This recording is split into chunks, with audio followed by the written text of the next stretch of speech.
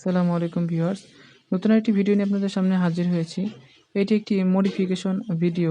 আমাদের কাছে দেখুন একটি ইলেকট্রিক ওয়াচ আছে। এই ডিজিটাল ইলেকট্রিক ওয়াচটি কারেন্ট থাকলে চলে, কিন্তু কারেন্ট চলে গেলে এটি বন্ধ হয়ে যায়। তো এখানে আমরা একটু মডিফাই করে একটি ব্যাটারি ইউজ করব, যাতে করে কারেন্ট চলে গেলেও এই ব্যাটারির মাধ্যমে ঘড়িটি বন্ধ না হয়ে চলতে থাকে। সাধারণত এইসব ঘড়ি আপনার কারেন্টে সরাসরি ডিসি ভোল্টেজে চলে, 5 ভোল্ট ডিসি ভোল্টেজে এটি চলে। তো আমরা এই ঘড়িটি যেন ব্যাটারির মাধ্যমে কারেন্ট চলে গেলেও ঘড়িটি অন থাকে, সেজন্য একটি ব্যাটারি ইউজ করব। তো এখানে দেখুন এই দুইটা হচ্ছে আপনার ডিসপ্লে টার্মিনাল, এটা হচ্ছে পজিটিভ এবং এটা নেগেটিভ।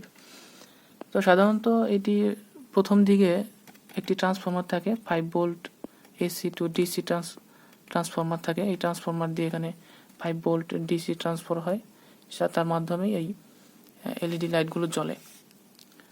তো এখানে আমরা ট্রান্সফরমারটি খুলে ফেলেছি। ট্রান্সফরমার খুলে ফেলে এখানে একটি ব্যাটারি নিয়েছি, লিথিয়াম 3.7 ভোল্টের ব্যাটারি, আর একটি বাক কনভার্টার ইউজ করেছি। আর এই ব্যাটারিটি চার্জ করার জন্য একটি TP4056 একটি মডিউল ব্যবহার করেছি। এটি হচ্ছে চার্জিং মডিউল, আর এটি ব্যাটারি, এটি বাক কনভার্টার। আর এটা হচ্ছে এসি কেবল বা ডিসি অ্যাডাপ্টার, যেটাকে আমরা মোবাইলের চার্জার ব্যবহার করেছি এই ব্যাটারিটি ইউজ করার জন্য। এখানে দেখুন সরাসরি ডিসি ভোল্টেজ সেটা আমাদের TP4056 এই মডিউলের ভিতরে গেছে, এবং এখান থেকে ব্যাটারি পজিটিভ এবং নেগেটিভ টার্মিনালগুলো এই ব্যাটারির মধ্যে গেছে। যার ফলে কি হবে, ডিসি ভোল্টেজ দিয়ে এই মডিউলের মাধ্যমে এই ব্যাটারিটি চার্জ হবে। কারেন্ট থাকলে ব্যাটারিটি চার্জ হতে থাকবে, এবং কারেন্ট থাকা অবস্থায় এই ঘড়িটি ডিসি 5 ভোল্টে কারেন্টের মাধ্যমে চলবে। তার মানে যদি কারেন্ট থাকে তাহলে এই ঘড়িটি কারেন্টের মাধ্যমে চলবে, ডিসি ভোল্টেজে 5 ভোল্ট ডিসি ভোল্টেজে চলবে। আর যদি কারেন্ট না থাকে তাহলে এই ব্যাটারির মাধ্যমে এই ঘড়িটি চলবে। তবে ব্যাটারি কোনো ড্রপ দিবে না এবং টাইম দিলে হবে না, টাইম চেঞ্জও হবে না। তো এখানে আমি সার্কিট ডায়াগ্রামটি আবার আপনাদেরকে দেখানোর চেষ্টা করি।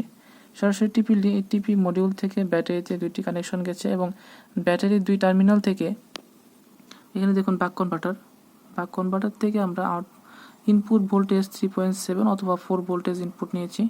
এখানে পজিটিভ টার্মিনালটি বি ইন প্লাসে গেছে এবং নেগেটিভ টার্মিনালটি বি ইন মাইনাস টার্মিনালে গেছে। তো ব্যাটারি থেকে বাক কনভার্টারে আমরা ইনপুট নিয়েছি ভোল্টেজ 3.7 অথবা 3.7 থেকে 4 ভোল্টেজ। এখানে আমরা পটেনশিওমিটারের মাধ্যমে 5 ভোল্টেজ আউটপুট করেছি। 5 ভোল্টেজ আউটপুট করে এখানে দেখুন আউট 5 পজিটিভ, এটার মাধ্যমে একটি ডায়োড ইউজ করেছি। বাক কনভার্টার থেকে যেটি পজিটিভ আউট হয়েছে সেটির সাথে একটি ডায়োড ইউজ করেছি। ডায়োড ইউজ করে এটি দেখুন আমাদের এলইডির টার্মিনাল, এটার সাথে আমরা সংযুক্ত করেছি। এই দেখুন এটি ডায়োড ব্যবহার করেছি এখানে। তার পরবর্তীতে নিচে আরেকটি ডায়োড ব্যবহার করা হয়েছে, কারণ এখান থেকে যে আমাদের টিপি মডিউলে পজিটিভ ইনপুট হয়েছে সরাসরি ডিসি অ্যাডাপ্টারের মাধ্যমে, এখান থেকে এই পজিটিভ টার্মিনালটি আরেকটি ডায়োডের মাধ্যমে, এই যে নিচে দেখুন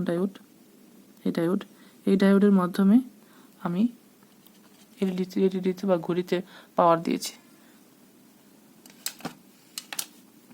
এবং এখান থেকে যে নেগেটিভ টার্মিনালটি ইনপুট হয়েছে টিপি মডিউলে, সেখান থেকে আমি নেগেটিভ টার্মিনালটি নিয়ে এইখানে যোগ করেছি। আর বাক কনভার্টার থেকে যে নেগেটিভ টার্মিনালটি বের হয়েছে সেটিও এখানে দিয়েছি। আর এই দুইটা টার্মিনালই পরস্পর এই ঘড়ির নেগেটিভ টার্মিনালের সাথে যুক্ত হয়েছে।